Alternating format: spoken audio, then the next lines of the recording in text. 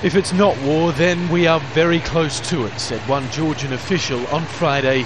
As tanks rolled into this disputed region, the UN Security Council met in New York. La séance est levée. The meeting is adjourned. Agreement proved elusive as both sides failed even to agree on how the situation had escalated.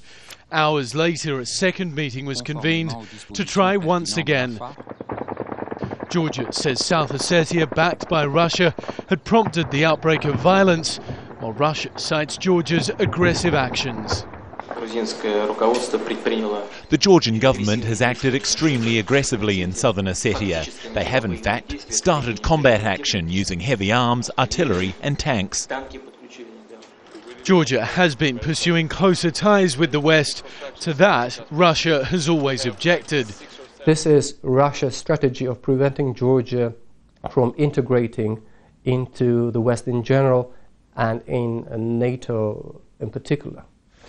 This fighting, which kicked off a week ago, has in fact destabilized the Caucasus since the fall of the Soviet Union.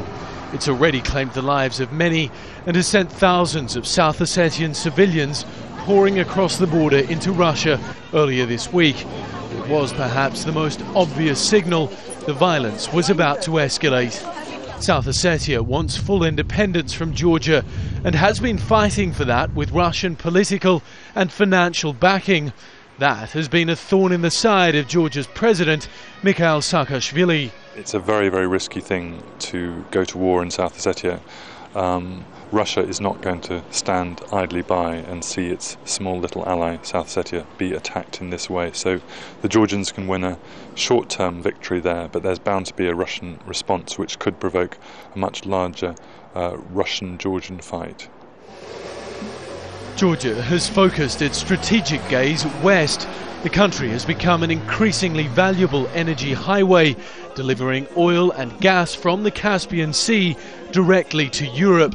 Georgia wants membership of NATO, and not surprisingly, Russia has become increasingly skeptical of any plans to expand that alliance.